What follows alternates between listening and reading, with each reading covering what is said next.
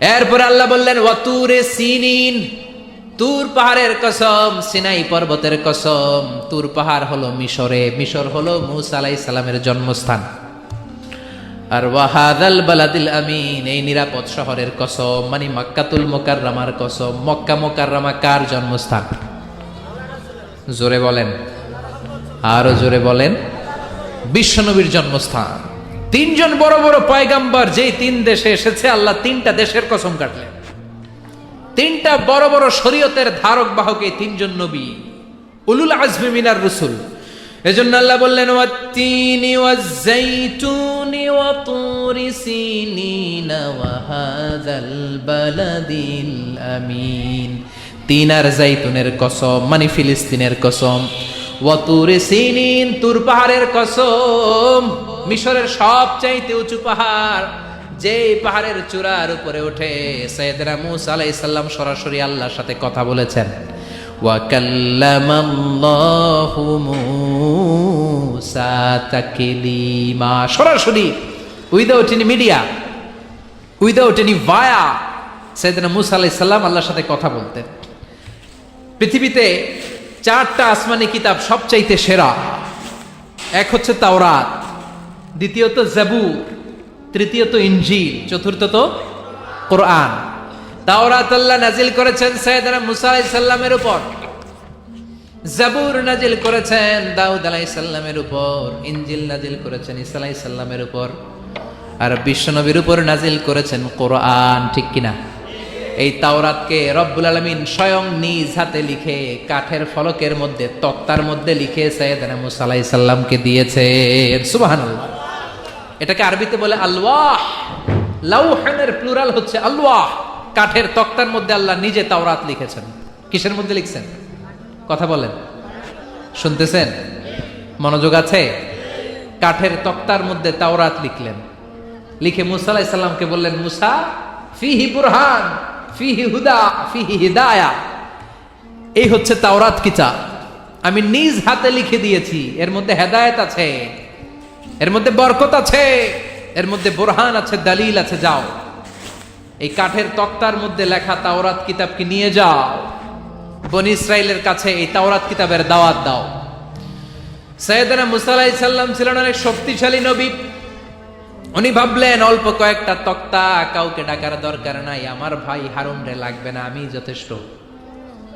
আমার ভাই হারুন রে কষ্ট করে পাহাড়ের উপরে টেনে আনার দরকার নাই, 3-4টা তক্তা আমি নিজেই নিতে পারবো।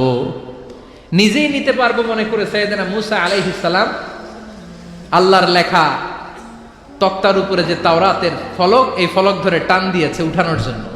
আল্লাহ যেহেতু কিতাব দিয়েছে নিয়ে যায়, কিন্তু কি আজীব তামাশা, তক্তা ধরে কাঁধে তুলবে তো দূরের কথা, নাড়াতেই পারে না। সুবহানাল্লাহ, আসতে বলেন, নাড়াতেই পারে না। উনার এত শক্তি, উনি এক থাপ্পড় মেরে ফেরাউনের বাবুর্চিকে ওই জায়গার মধ্যে দুনিয়া থেকে বিদায় করেছিলেন। এক ধাক্কা মারলে 10 জন 10 হাত দূরে যেয়ে পড়তো। উনি রেগে গেলে ওনার মাথার চুলগুলো টুপি আর পাগড়ি ভেদ করে উপরের দিকে এরকম খাড়া হয়ে দাঁড়িয়ে যেত। স্বয়ং মালাকুল মাউতকে থাপ্পড় মেরে চোখ কানা করে দিয়েছিলেন। এর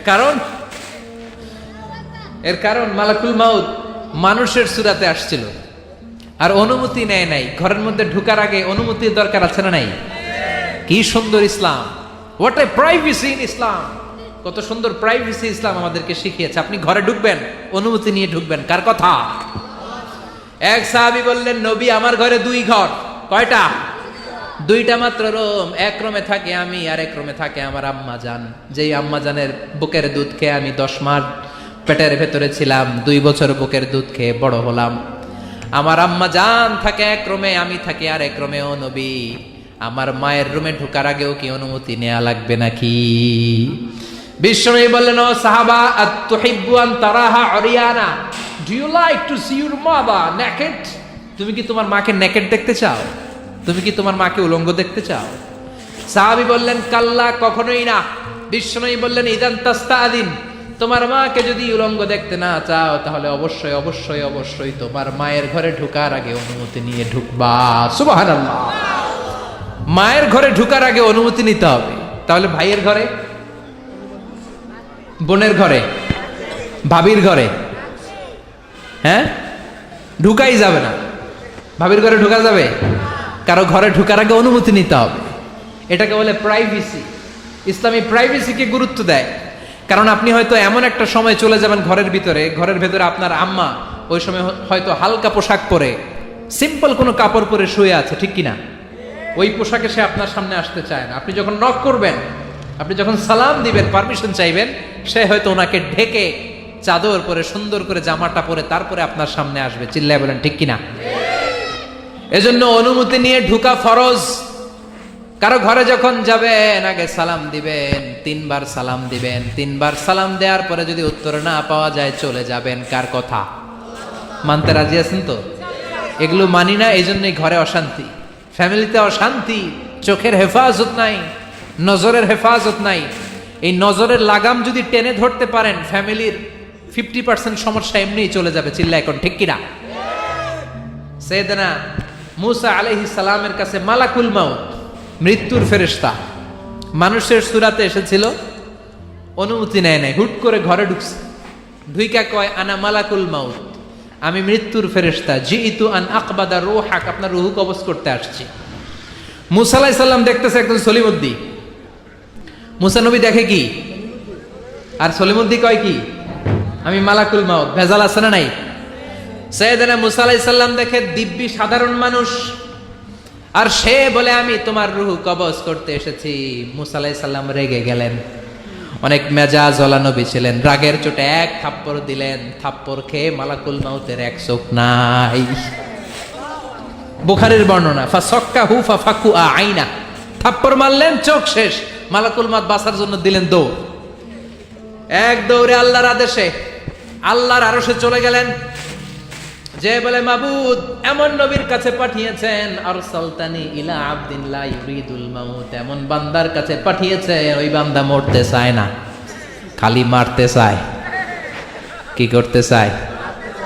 মরতে চায় না, মারতে চায়। দেখেন কি করছে আল্লাহ। বললেন ও মালাকুল মাউত, ভুল করছো, সালাম দাও নাই, অনুমতি নাও নাই, মানুষের সূরাতে গেছো, আর নবীও সাধারণ নবী না, মেজাজ ওয়ালা নবী, ঠিক কিনা? চিন্তা করে লাভ নাই, আমি কথা বলবো।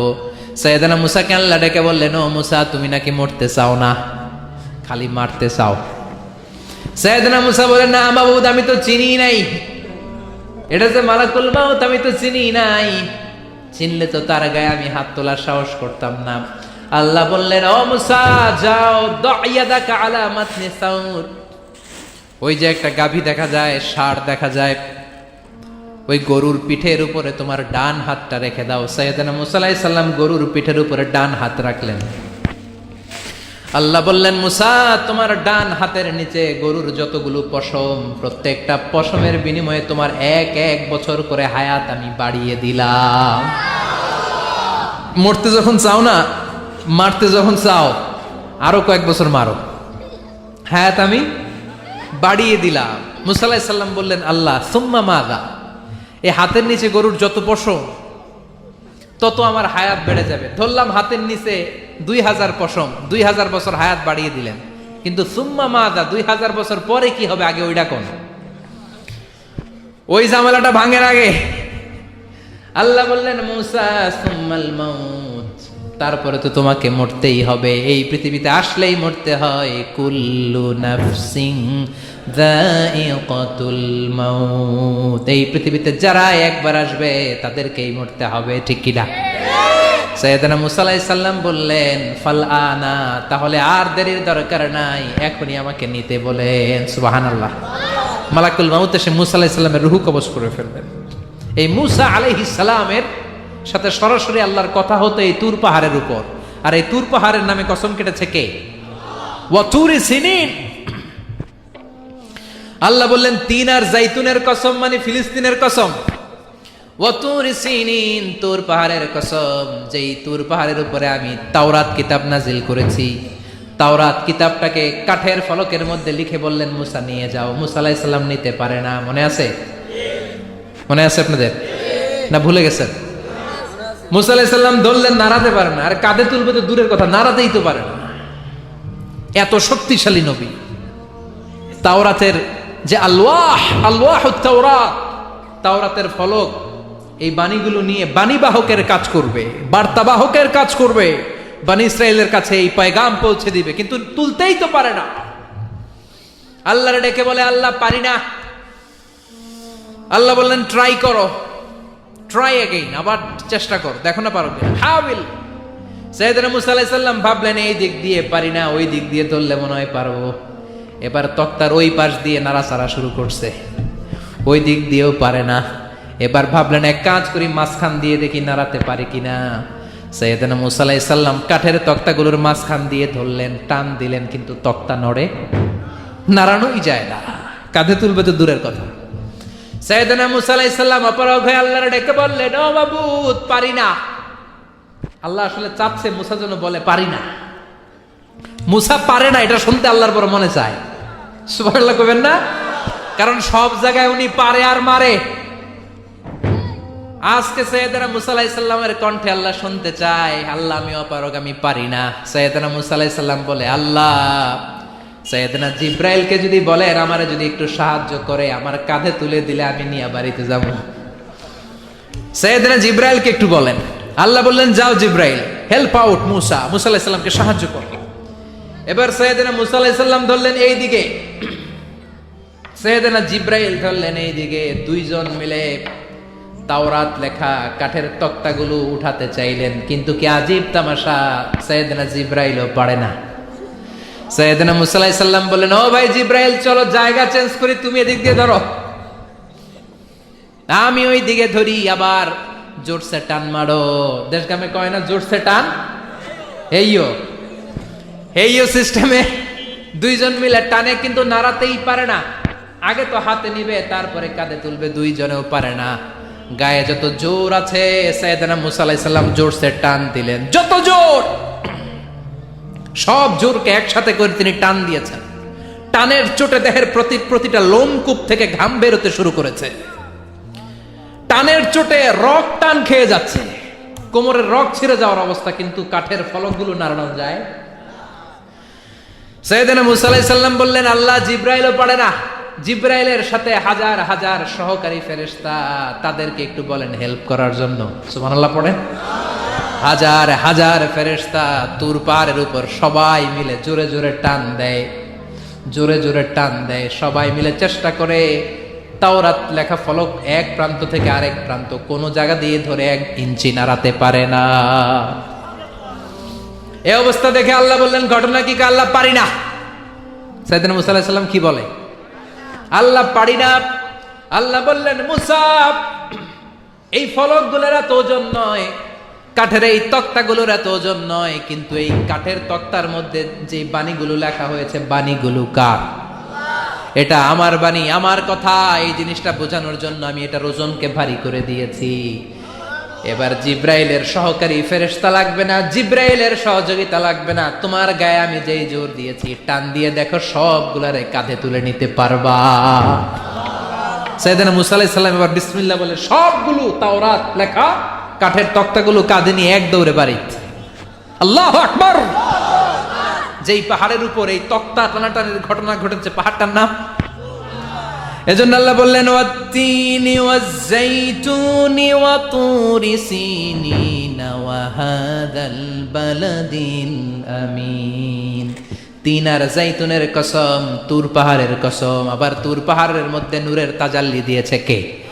ফালাম্মা তাজাল্লা রাব্বুহু জাআলাহু দাক্কান ওয়া খাররা মূসা সাঈকা। সাইয়েদনা মুসা আলাইহিস সালাম বললেন আল্লাহ তোমাকে দেখতে চাই। আল্লাহ বললেন দেখতে পারবে না, পাহাড়ের দিকে তাকাও, পাহাড়ের মধ্যে নূরের তাজাল্লি দেব, যদি পাহাড় টিকে যায় তাহলে দেখতে পাবা। আল্লাহ যখন তুর পাহাড়ের উপর তাজাল্লি মেরেছেন, পাহাড় ভেঙে খান খান হয়ে যায়, সাইয়েদনা মুসা আলাইহিস সালাম বেহুশ হয়ে যায়। এই বেহুশ হওয়ার ঘটনা আর পাহাড় জ্বলে ছাই হওয়ার ঘটনা যেখানে ঘটেছে, ওই পাহাড়টার নাম জোরে বলেন। ওই তুর পাহাড়ের কসম কেটেছে কে? ওয়াতুরি, ওয়াতুরি 2285 মিটার উঁচু, অনেক উঁচু পাহাড়। আবার ইয়াজুজ মাজুজ যখন পৃথিবীতে আক্রমণ করবে, ইন্না ইয়াজুজ ওয়া মাজুজ মুফসিদুনা ফিল আরদ তামাম জাহানে ইয়াজুজ মাজুজ যখন আক্রমণ করবে, তামাম পৃথিবীটাকে যখন লন্ডভন্ড করে দিবে, সাইয়েদনা ঈসা আলাইহিস সালাম মুমিন বান্দাদেরকে নিয়ে যেই পাহাড়ের উপর আশ্রয় নিবেন সেটা হলো এই তুর পাহাড়। সুবহানাল্লাহ। ঈসা আলাইহিস সালাম মুমিনদেরকে নিয়ে এক পাহাড়ে চলে যাবেন এই ইয়াজুজ মাজুজের অত্যাচার থেকে বাঁচার জন্য। এদেরকে ইংরেজিতে বলে Gog Magog. If you search in Google by writing Gog and Magog, আপনি পেয়ে যাবেন ইয়াজুজ মাজুজের কাহিনী। হাত্তা ইদা ফুতিহাত ইয়াজুজ ওয়া মাজুজ ওয়া হুম মিন কুল্লি হাদাবিন ইয়ানসিলুন। লক্ষ লক্ষ ইয়াজুজ মাজুজের বাহিনী আসবে। এই ইয়াজুজ মাজুজের বাহিনীর অত্যাচার, অবিচার, অনাচার, জুলুম থেকে, মারামারি থেকে বাঁচার জন্য মুসলমানরা ঈসা আলাইহিস সালামের নেতৃত্বে যেই পাহাড়ের উপর আশ্রয় নিবেন, ওই পাহাড়ের নাম হলো তুর পাহাড়। ওই পাহাড়ের নাম কি? কোরআনে অনেকবার আল্লাহ তাআলা এই তুর পাহাড়ের কথা বলেছেন। আমি নিজে এই তুর পাহাড়ের চূড়ায় উঠেছি 2 বার। পাথরের পাহাড়, মাঝরাতে উঠতে হয়। এই তুর পাহাড়ের নিচে একটা গির্জা আছে, খ্রিস্টানদের প্রাচীনতম গির্জা, সেন্ট ক্যাথেরিনা গির্জা। এই গির্জার ভেতরে ঢুকেছিলাম দেখার জন্য। এটা পবিত্র জায়গা। মুসা আলাইহিস সালাম যখন যাচ্ছিলেন, আল্লাহ বলেন ফাখলা'না আলাইক ফাখলা'না আলাইকা ইন্নাকা বিল ওয়াদিল মুকদ্দাসি তুয়া। শুজ অফ, জুতা খুলে ফেলো। মুসা জুতা খুলে ফেলো। ইন্নাকা বিল ওয়াদিল মুকদ্দাসি তুয়া। You are in a very holy valley, very sacred valley. একটা পবিত্র উপত্যকায় তুমি এসেছো। এর চাইতে উন্নত এবং পবিত্র উপত্যকা আমি মহাবিশ্বে কোথাও সৃষ্টি করি নাই। চিল্লায় পড়েন সুবহানাল্লাহ। মাঝরাতে এই তুর পাহাড়ে উঠতে হয়, ব্যাকপ্যাক নিয়ে যেতে হয়, সেখানে পানি টানি খাবার দাবার নিয়ে ওঠা লাগে। 3-4 ঘন্টা লাগে উঠতে, নামতে আবার 3-4 ঘন্টা। সকালে 10টা-11টার পরে আর তুর পাহাড়ে থাকা যায় না, কারণ আমাদের বাংলাদেশের পাহাড়গুলো মাটির পাহাড়, তুর পাহাড় হচ্ছে পাথরের পাহাড়। পাথরের পাহাড়ে যখন সূর্যের আলো লাগে, পাথরের পাহাড় গরম হয়ে যায়। আমরা মাঝরাতে উঠতে শুরু করলাম। আমরা যখন উঠতেছি দেখলাম খ্রিস্টিয়ান কমিউনিটির একটা গ্রুপ, তারাও উঠছে। ইহুদিদের একটা গ্রুপও উঠছে, কারণ এটা 3 ধর্মের লোকদের কাছে তীর্থস্থান। এই তুর পাহাড়ের চূড়ায় ছোট্ট একটা মসজিদ আছে, 7-8 জন নামাজ পড়া যায়। খ্রিস্টানদের একটা গির্জা আছে, ইহুদিদের একটা সিনাগগ আছে। ফজরের সময় উঠলাম, পুরো সিলসিলাতুল জিবাল তুর পাহাড় দেখলাম। অবাক হলাম, এই পাহাড়ে বিশ্বনবী মেরাজের রাতে নেমে দোয়া করেছেন, ঠিক কিনা? এই পাহাড়ে ঈসা আলাইহিস সালাম মুমিনদেরকে নিয়ে ইয়াজুজ মাজুজের আক্রমণ থেকে বাঁচার জন্য আশ্রয় নেবেন। এই তুর পাহাড়ের কসম কোরআনের ভেতরে কেটেছে কে?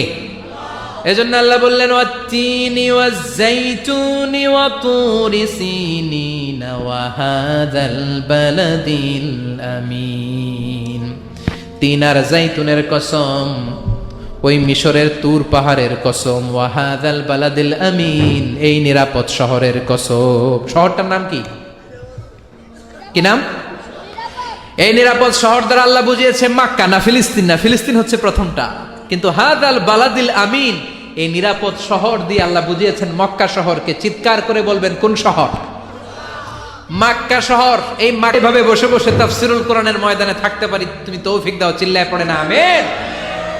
এজন্য আল্লাহ বললেন বিপদ মুক্ত হতে চাইলে 2টা কাজ করতে হবে। এক হলো ইল্লাল্লাযীনা আমানু, ঈমান আনতে হবে। কার উপরে? জোরে বলেন কার উপরে? ঈমানের পথে অবিচল থেকে আমার মরণ যেন হয়।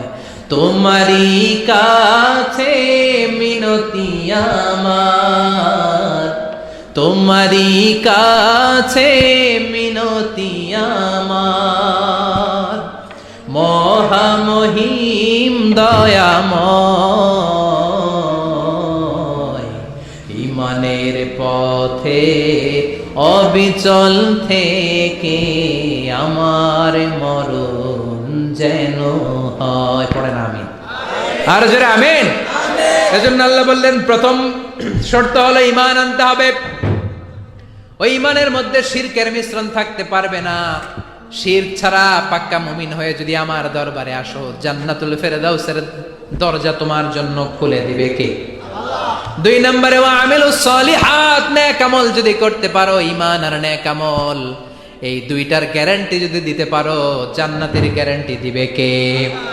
এরপর আল্লাহ বললেন ফামা ইউকাযযিবুকা বা'দু বিদ্দীনি আলাইসাল্লাহু বিআহকামিল হাকিমিন।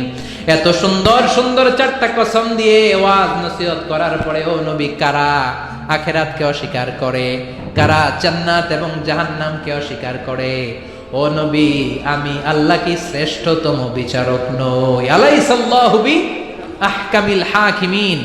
আল্লাহ এখানে আপনাদেরকে প্রশ্ন করেছে, কি করেছে? কথা বলেন, কি করেছে? He put a question to the audience. Allah just put a question to the listener. শ্রোতাদের কাছে আল্লাহ একটা প্রশ্ন রেখে দিয়েছে।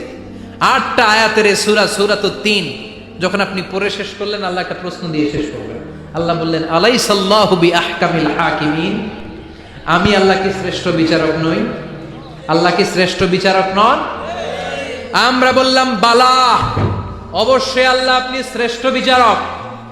আবু দাউদের বর্ণনা, বিশ্বনবী বলেন কেউ যদি সূরাতুত তিন পড়া শুরু করে, পড়তে পড়তে পড়তে পড়তে শেষ আয়াতে যখন চলে আসে, সে যখন পড়ে আলাইসাল্লাহু বিআহকামিল হাকিমিন, এর মানে হলো আমি আল্লাহ কি শ্রেষ্ঠ বিচারক নই? আমি আল্লাহ কি আহকামুল হাকিমিন নই? সূরাতুত তিনের শেষ আয়াতে যখন কেউ পৌঁছে যায়, সেজন্য আল্লাহর প্রশ্নের জবাব দিয়ে তারপরে সূরাটা শেষ করে। সেজন্য বলে বালা ওয়া আনা আলা যালিকা মিনাশ শাহিদিন, ও আল্লাহ আমি সাক্ষ্য দিলাম অবশ্যই আপনি আহকামুল হাকিমিন, আপনি শ্রেষ্ঠ বিচারক। কারণ আল্লাহর চাইতে শ্রেষ্ঠ বিচারক আর কেউ আছে নাকি? সব বিচারকের বড় বিচারক কে? সবচেয়ে বড় বিচারপতির নাম কি? দুনিয়ার বিচারপতিদের বিচার করবেন যেই বিচারপতি, ওই বিচারপতির নাম কি? আলাইসাল্লাহু বিআহকামিল হাকিমিন।